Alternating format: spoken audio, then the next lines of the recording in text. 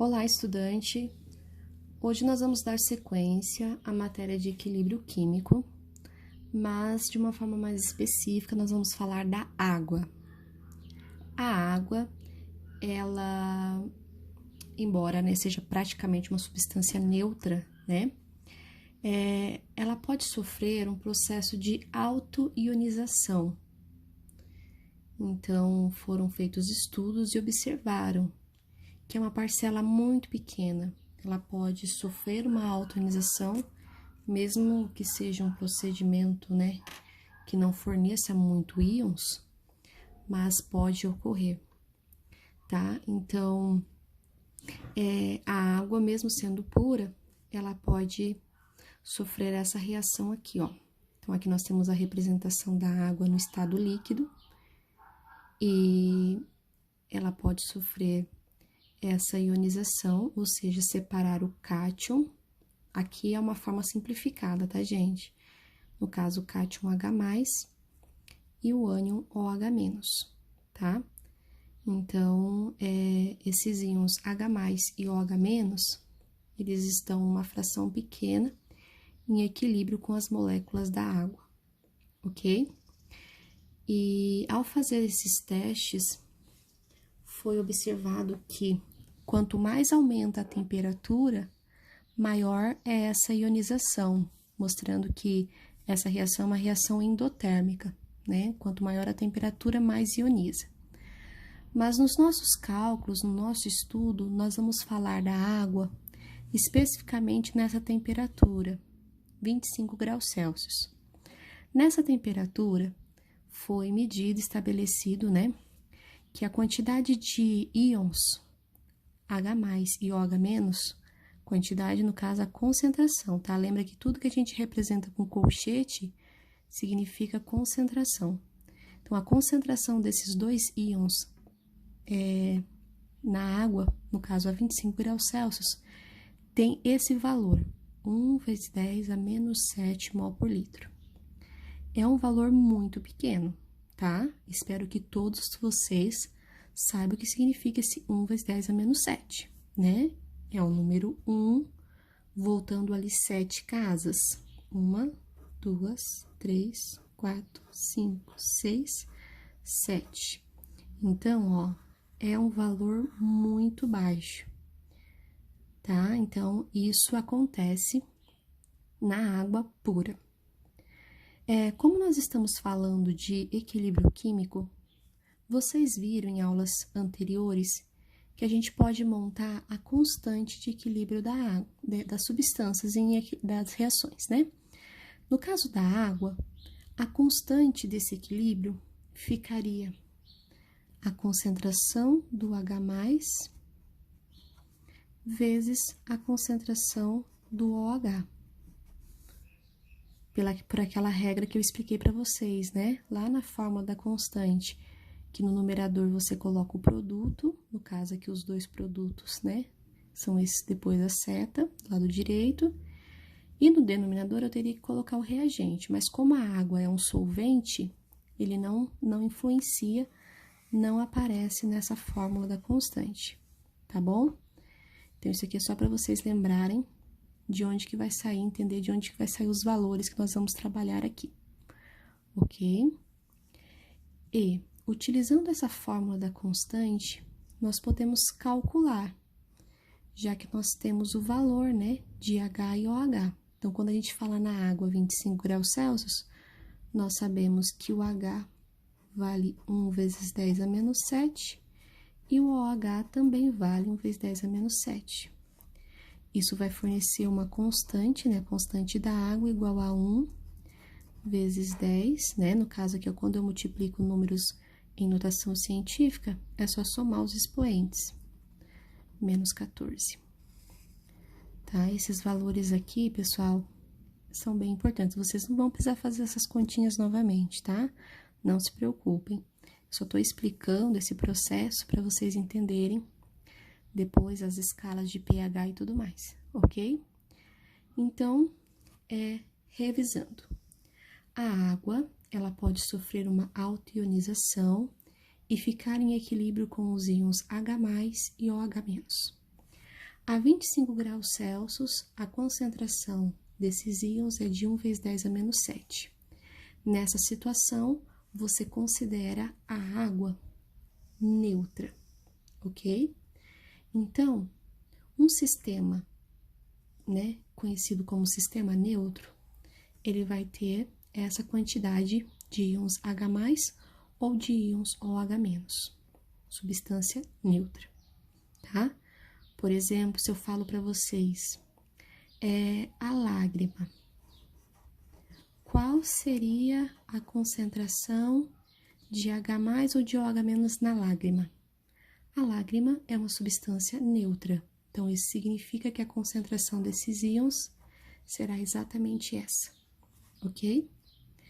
Agora, vamos imaginar que eu pegue uma substância que aumente e coloque na água uma substância que aumente a quantidade de H+. Por exemplo, eu pego um ácido clorídrico, por exemplo. O ácido clorídrico ele já tem íons H+.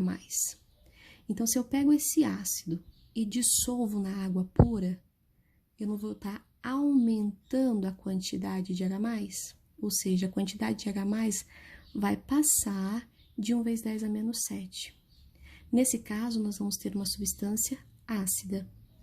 Então, toda substância ácida vai ter uma quantidade de H+ maior que 1 vezes 10 a menos 7, ou uma quantidade de OH- menor que 1 vezes 10 a menos 7.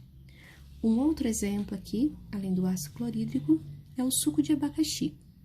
Então, todo mundo sabe que o abacaxi ele tem um caráter ácido, né?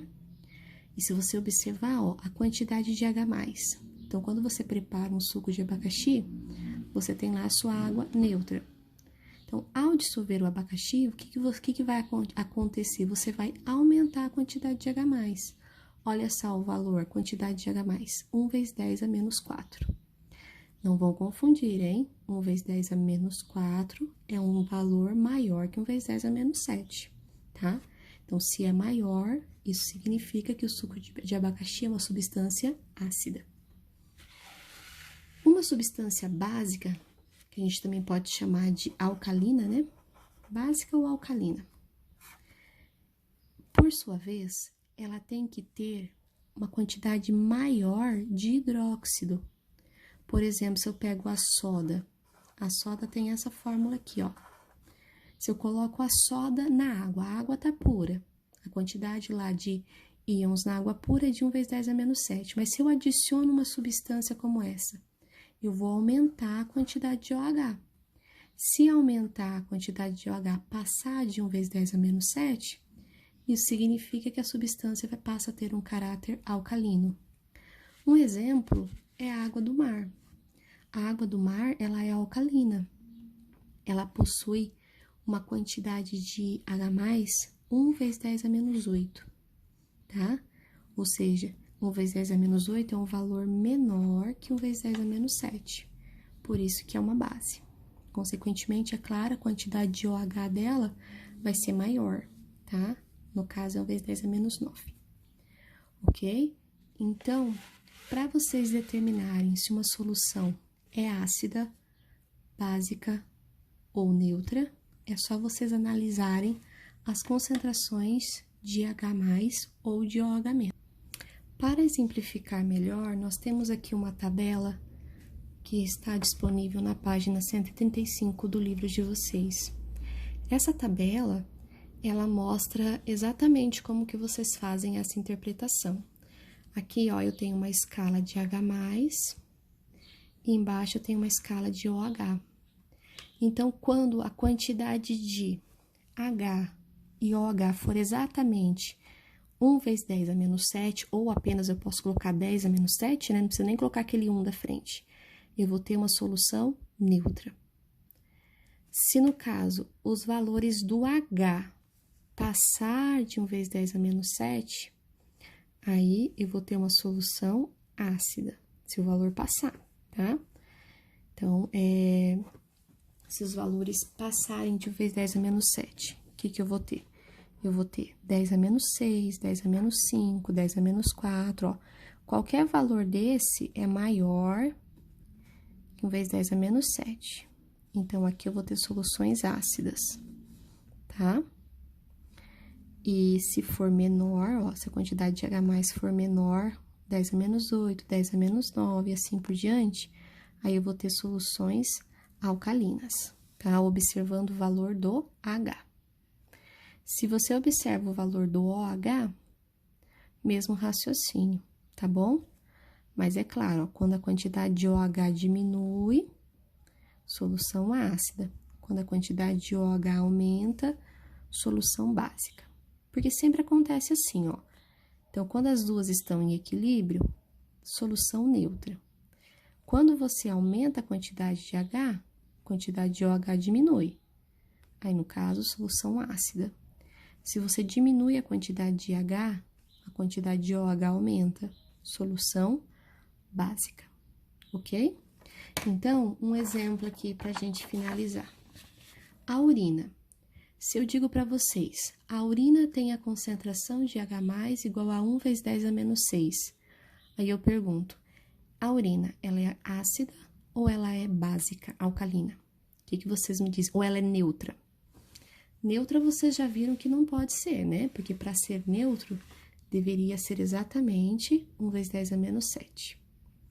Mas não é. Como aqui, ó, a quantidade de H+ deu 1 vezes 10 a menos 6, a quantidade de H+, 1 vezes 10 a menos 6. Olha só aqui, ó. 1 vezes 10 a menos 6 é maior que 1 vezes 10 a menos 7. Ou seja, nessa região aqui, ó, da tabela, nós temos uma solução ácida, ok? Ó, quantidade de H+ maior que 1 vezes 10 a menos 7. Então, eu posso confirmar aqui que a urina tem caráter ácido, certo? Bons estudos!